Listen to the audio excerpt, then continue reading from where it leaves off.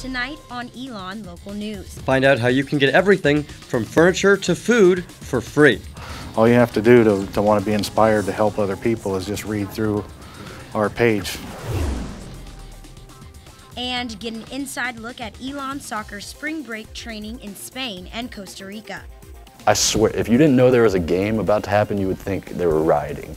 Because like they're just flares and like chanting and people screaming and crowds everywhere. All that and more starting right now.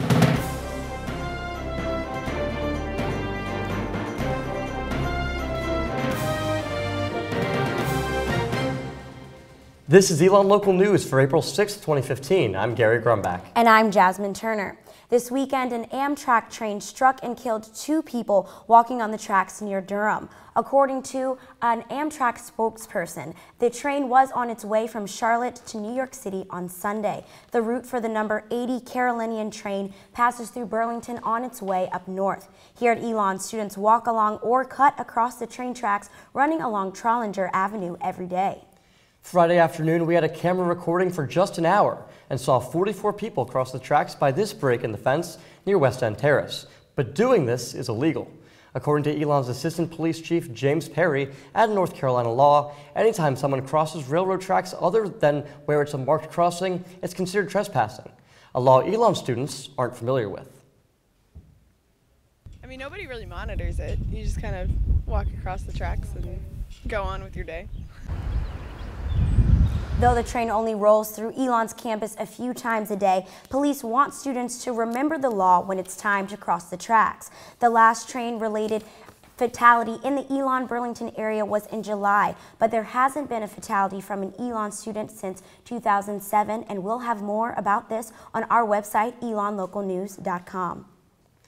Tristan Hardinger, who back in March was charged with rape and sexual offense in the second degree, is no longer an ELN student. Back when he was originally charged, the first-year student was permitted to come on campus only to take classes, but the Office of University Communications says he is now no longer enrolled. Hardinger posted bail last month. His court date for those charges is scheduled for May 13th. He has another scheduled court date on May 15th for charges of possession of marijuana paraphernalia. According to the Alamance County Clerk of Court, Hardinger's only restriction is that he is not allowed to contact the alleged victim. Closing arguments were heard today in the trial of alleged Boston Marathon bomber Jozar Tsarnaev. The prosecution stated, quote, "It was intentional, it was bloodthirsty, it was to make a point." Evidence used in the closing statement included pictures of victims from the day as well as tweets expressing the commitment Tsarnaev had to the act. Defense attorney Judy Clark stated earlier in the trial that Tsarnaev had committed the crime, but that he acted only under the influence of his brother. The jury will determine whether Tsarnaev will face the death penalty or life in prison. Rolling Stone magazine has retracted their controversial article on sexual assault at the University of Virginia, following a review from the Columbia University Graduate School of Journalism. The article, alleging that a woman was raped by at least 7 members of the fraternity Phi Kappa Psi, was dubbed by Columbia as a, quote, "story of journalistic failure," unquote, because of issues with reporting and fact-checking. Last month, police in Charlottesville, Virginia suspended the investigation of the alleged rape, saying they found no substantive evidence to support the article's claims. In a statement today, the fraternity announced plans to pursue legal action against Rolling Stone. April marks Sexual Assault Awareness Month. According to the National Sexual Violence Resource Center, 1 in 5 women and 1 in 6 men are sexually assaulted while in college. A majority never report their assaults. Here on campus, groups and organizations are raising awareness about sexual assault through Support Survivors Week, which is April 12th through the 16th. For the full list of events, check out elonlocalnews.com. If you or someone you know has been sexually assaulted, the university urges students to reach out to law enforcement, seek medical attention, or speak to a confidential staff person. ELN University Campus Police introduced a new app after spring break that allows students to report crimes and notify friends when they're walking home alone, all from a smartphone. Our Katie Kaler is in studio with more about Live Safe. Katie? Thanks, Jasmine. Live Safe was introduced to campus a week ago, but according to Campus Safety and Police Director Dennis Franks, it has been in the works since November. According to the LiveSafe website, the app facilitates discreet and risk-free bystander intervention by community members through information sharing with campus safety officials. From the main page of the app, users can contact campus police or call 911. They can also report non-emergency tips and locate blue lights around campus. Users can also call Safe Rides or use the Safe Walk feature, which allows your friends to track your location as you walk from one place to another. I spoke with Franks about the role of the new app on ELN's campus in connecting with the community. I just think it's a simpler way to get things reported that they feel need to be reported and be looked into. They have the option to be anonymous. I mean, you can call here and still say, well, I don't want to give my name, but this is going on. But this is just a simpler, quicker method to report things. The app is currently used by institutions in 18 different states, and the cost to bring it to ELN was $11,000. As of today, there are nearly 700 users registered at ELN, and about 30 tips have been submitted through the app. Gary, back to you. Thanks, Katie. We have some sad news tonight on the recovery process for ELN soccer player Nicole Coley-Denian. According to her GoFundMe, Denian's latest scans show the reemergence of small tumors located at the original surgical site for her Ewing sarcoma, a bone and soft tissue cancer. Denian, who was the 2013 Southern Conference Player of the Year, will continue chemotherapy for the next 3 to 5 months while continuing her academic requirements at ELN. Women's soccer coach Chris Neal posted on Denian's GoFundMe page, quote, Coley is set to have another surgery this summer to remove the tumors and lining around her right lung. Hopefully, this surgery will remove all of the cancerous cells from the area. She's continuing her brave fight with the help of her family and teammates. You can find the link to donate to her GoFundMe page on ELN's Facebook. At midnight tonight, ELN-thon's hashtag 15K in one day will begin, an effort to raise $15,000 in just one day. All money raised by ELN-thon goes to Duke Children's Hospital, but this is the first time ELN-thon is having this fundraising event. Director of Marketing Connor Janda says other schools' dance marathons raise more money than ELN's. They all financially support the event, and it's a bigger fundraising culture, where at ELN there's just not that fundraising culture. And with this 15K in a day, we're trying to start that. The dance marathon starts in Alumni Gym at 6 p.m. this Friday and ends at 6 p.m. the following day. The deadline to register is 11:45 tonight. The madness ends tonight as well, March Madness that is. The NCAA Men's Basketball National Championship tips off tonight at 9:18 on CBS. Wisconsin will take on Duke, and our Justin Beagle is live in Durham with an update on how Blue Devil fans are getting ready for game time. Justin.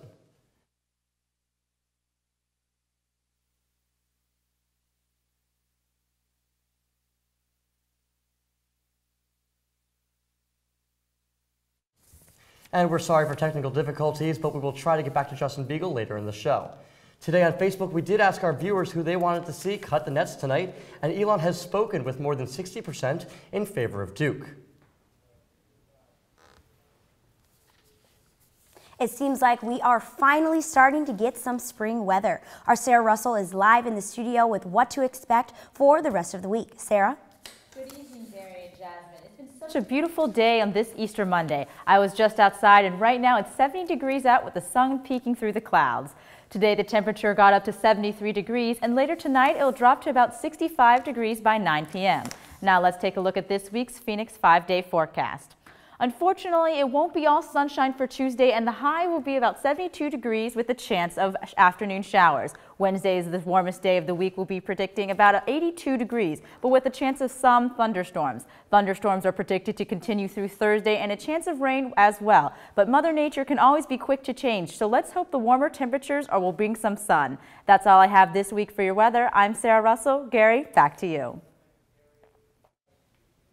Thanks, Sarah. Coming up after the break, some excellent news for students trying to eat organic. Find out more next. Give and take. Find out how a local Facebook group helps people swap belongings for free.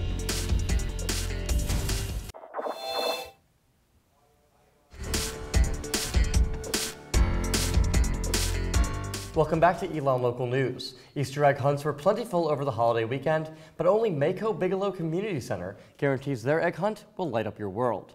Mako Bigelow Community Center's free annual glow-in-the-dark Easter egg hunt attracted 500 people to the community center gym on Friday night.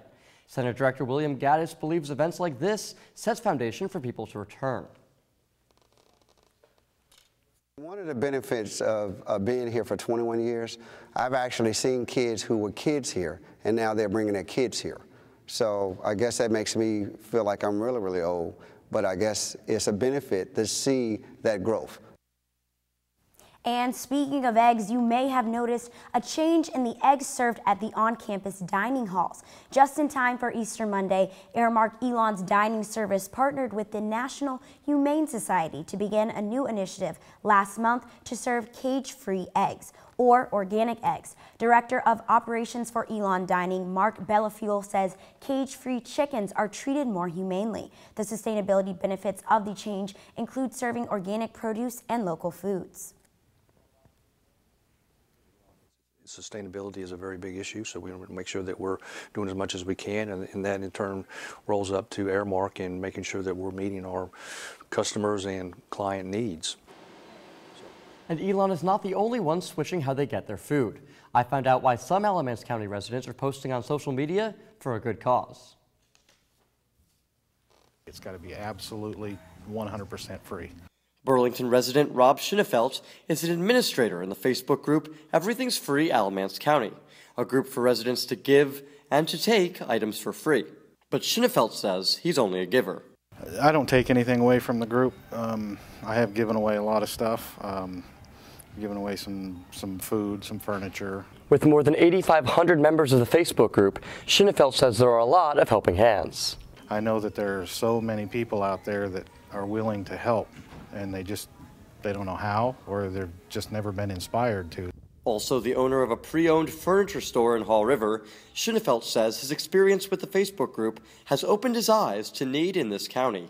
It makes people feel good to be able to give to people, and then it makes it so people that don't maybe necessarily have the money to go spend to get something they need can usually find it for free. Schinnefeld says he has a little fun with the group. We just thought it would be fun to tell them that we were closing the group as an April Fool's joke, and we put it on there. A lot of people knew right away that it was a joke, but other people bought into it. At the end of the day, Schinnefeld did tell members it was just a joke, but says the meaning of the page is no laughing matter. All you have to do to want to be inspired to help other people is just read through our page. Alamance County residents helping out each other, one Facebook post at a time. There are Everything's Free Facebook groups for every county in North Carolina. Alamance is the second biggest group behind Pitt County. Springtime means sunshine, and that's good news for Elon's newest green initiative. Find out more when we come back. We have talked about local Easter egg hunts and cage-free eggs, but later in the show, you'll find out how Easter eggs and baseball mix together. Stay tuned.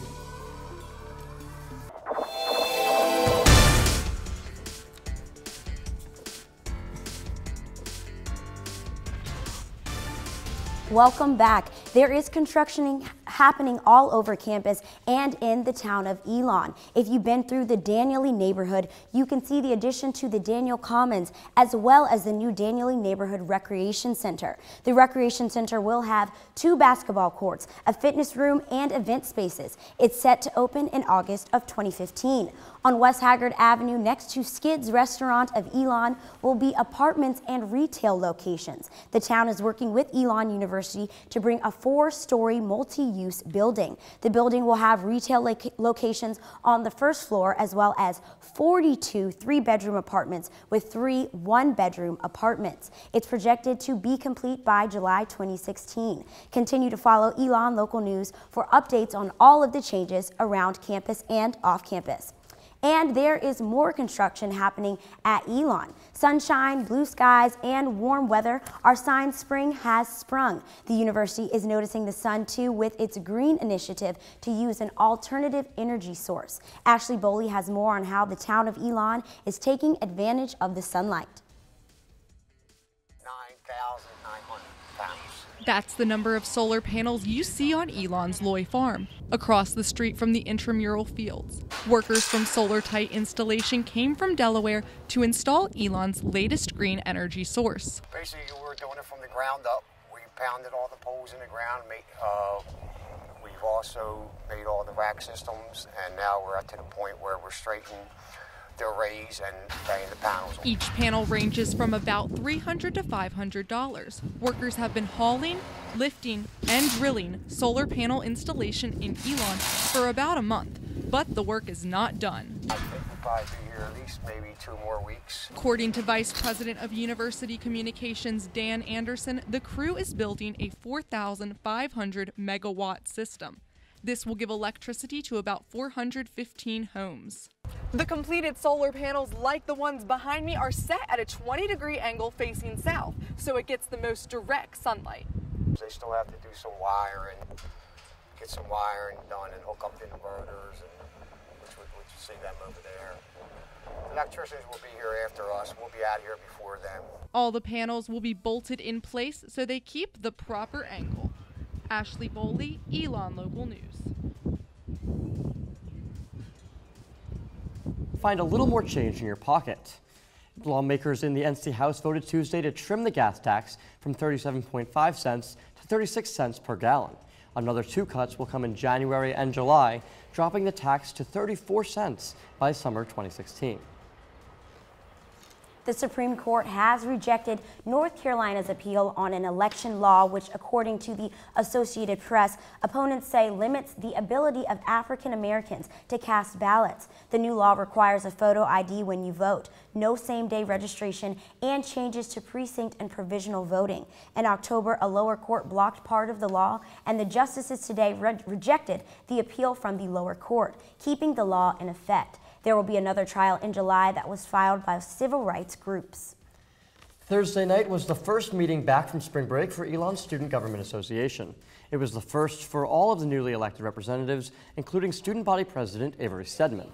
While a lot of these members were elected by their peers, many had to be appointed to their positions due to a lack of interest. Stedman said the problem is being addressed moving towards next fall's elections. Really are trying to work so hard to increase the people that were actually going to run. We talked a lot about this during elections, why people weren't running. Our new co-chairs, Sean Berry and Robert Danis, are going to work really hard to make sure when the freshmen come in that there's a lot of people. Elon student and NBC's The Voice contestant Lowell Oakley is back in Los Angeles for the start of the live shows. Over the past few days, Oakley has received some well wishes from notable North Carolinians. Duke basketball coach Mike Krzyzewski is hoping Durham native Oakley and his Blue Devils will both come out with a win.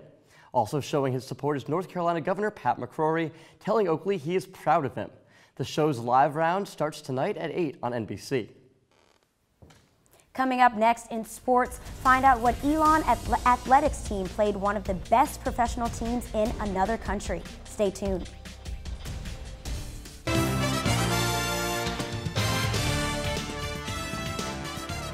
Welcome to ELN Sports. I'm Brianna Eck.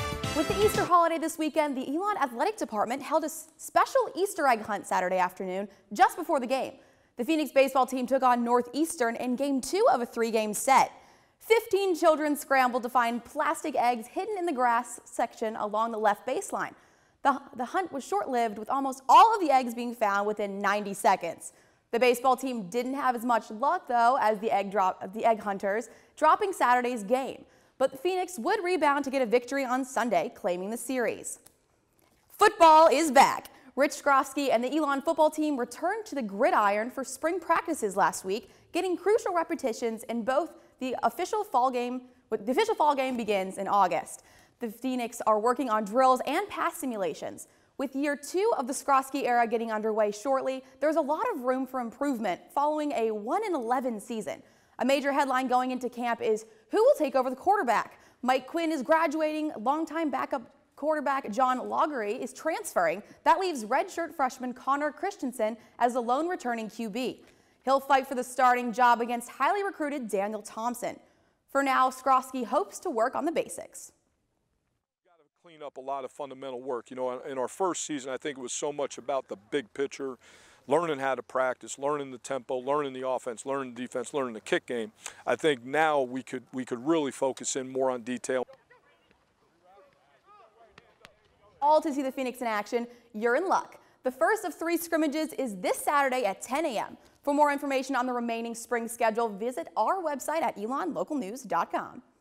Division I athletics often have a hard time fitting study abroad into a packed schedule, but during spring break, the men and women's soccer teams packed their bags for a training and cultural opportunity of a lifetime. Our Sky Cowens has the story.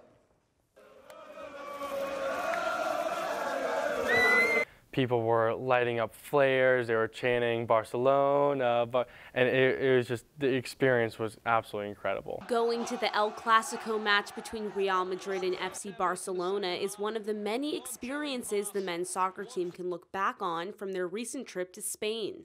I swear, if you didn't know there was a game about to happen, you would think they were rioting. Because like they're just flares and like chanting and people screaming and crowds everywhere.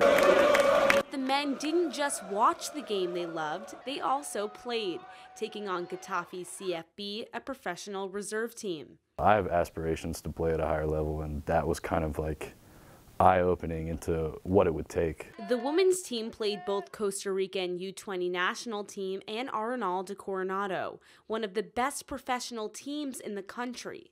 The game got really heated, which is exactly what I wanted. It had a very Latin flavor to it. Midfielder Taylor Glenn says playing professionals in a region known for soccer re-energized her and her teammates. I've never seen our team happier. We just exude this happiness of life that we were touched by when we were there. Beyond the soccer field, the women went whitewater rafting, ziplining, surfing, and even did some service learning. The adventure experiences we had were possibly the best team building experiences. Glenn is working with a few of her teammates to compile all of the blog posts they wrote during their experience, with plans of turning it into a published book by the end of the semester. Sky Cowens, Elon Local News. And finally, buy some peanuts and Cracker Jacks. Today is the opening day for the 2015 Major League Baseball season. If you missed out on opening day so far, the Cleveland Indians play the Houston Astros at 7 on ESPN, and the San Francisco Giants take on Arizona Diamondbacks 10 p.m. on ESPN2. So, Jasmine, Brianna, peanuts or Cracker Jacks? What are your Used to have those little toys in them, or those that stick on tattoos. Love it. And I'm definitely a peanut fan, but the salted kind. Either way, I like to go for the socialization and just, hang out with people. I love the gifts inside the Cracker Jacks. I think they were fantastic. Yep. Absolutely. So who were you watching today? Who should we keep our eye on according to Brianna Eck? I, of course, watched the Red Sox, and I watched the Yankees lose. That's how it goes. I'm a big Yankee fan. I'm a big Yankee fan, but that's all right. Good thing you're in the middle of us. Exactly, because I don't have a specific team. That's why I'm in the middle. It's perfect. But another question. Who's going to win tonight? Basketball. This is a big game. Wisconsin versus Duke. I say Wisconsin. I got to go with that team. Carrie. I got Duke. I came down to school to North Carolina. I'm a big Duke fan. Go Blue Devils. Go Blue Devils. Do you think Lowell Oakley is rooting for the Blue Devils too? I think he is. After the message from Coach K. Yeah. Absolutely. Absolutely. Perfect. Well, that's all we have for you tonight. I am Jasmine Turner. And I'm Gary Grumback. For more ELN news, follow us on Twitter and like us on Facebook. We're always... Elon.